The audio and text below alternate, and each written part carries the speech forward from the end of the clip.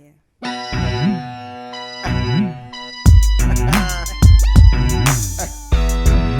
But before we get into that, did I cover this one? It says Finance Brian has taken over everything in this country so completely that they're about to turn checking out at the grocery store into a subscription service.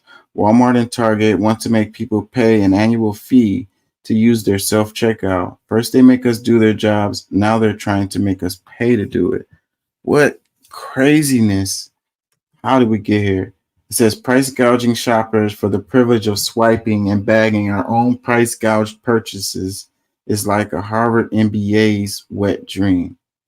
Like you got people getting paid a lot of money to sit in a room and try to think of a way to make more money, uh yeah, I don't know like who's gonna pay for this. So but then they're gonna force you, right? Because if there's only one checkout line open and it's long as hell, and then you can go through the self checkout, but you got to pay for a subscription to do that. You're going to end up paying for that subscription because your time is more important to you than the couple of dollars. It's probably not going to be expensive. And then this is going to be another way to track you. It's like everything asks you for your phone number, your email address now. Everything you buy, like they want you to join their whatever club or whatever. They're going to give you discounts or send you fucking uh, sales emails or whatever, you know, everything is tracking you. So like the people that still in, then boom, that's another way that they're going to keep track of you and build a case on you. Because every time you go to the self checkout line, you stealing something and then you think you're getting away with it, and then you get a bill in the mail or something. Comment, it says the self checkout lanes, which are often the only choice because only one regular checkout lane is open, they're out of their effing minds with this one. Another one that says, if I see you stealing from Walmart, I didn't see you stealing from Walmart. Another one that says, there are people who should be so grateful and who clearly are not so grateful that we refrain from touching hundreds of buildings every day. What does that have to do with this? Uh, Another one that says, they really want us to stop coming into the stores. They know we're not going to stop coming in the store. So what? You got a garden and some chickens, and you know how to slaughter the animals.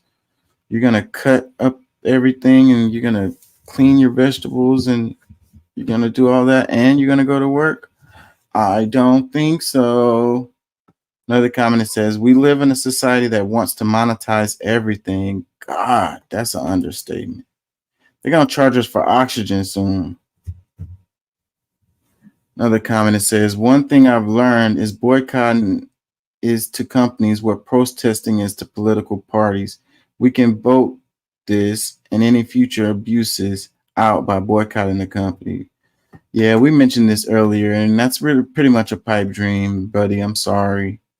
It's not going to work. For each one of us who boycott, it's going to be 100 people that don't. So they don't care. They'll lose your business, but they got 100 other dudes that is going to fill your spot. Doesn't work. You have to attack them from within. You got to force them to move differently. Like we were talking about the metal straws and the reusable grocery bags.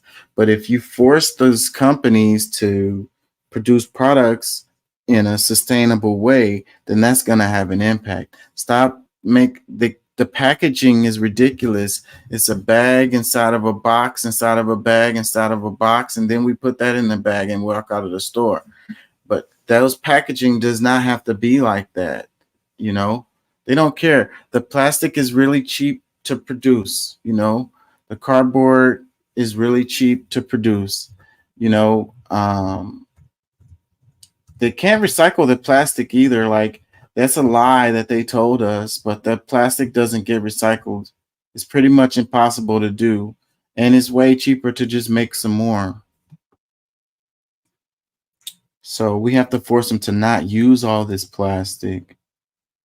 Another comment that says, when the F do we start doing what people did 100 years ago? I mean, half the country wants to go back to it. Maybe we should bring back dragging business owners out of their homes at night for this type of stuff. These private community protected execs don't care you till their lives are on the line, just as ours are right now. Yeah, I think that we should hold them criminally accountable for stuff that they do. And that's one of the things that we haven't done. And that's why they don't have no fear. Like you got the ones who did the opiate and pandemic, the Sackler family, um these people should be criminally held accountable. And if you do that, then that'll deter people from doing the same thing in the future. But we don't. So they just continue to do it and they go out the back door with the bag, continue to get richer and richer and richer, and people continue to die, and everybody looks away because it's making money is what we look up to. That's what the coolest thing to do is hoard wealth. And those are the cool people. Like I was reading something, it was like, we think that celebrity and integrity go together or whatever. Like, you know, I don't know how we got there with that. How do we get to the point where we're thinking like that? Hold these people accountable. Um, that's the only way. Investigate both sides of the argument, come up with your own conclusions.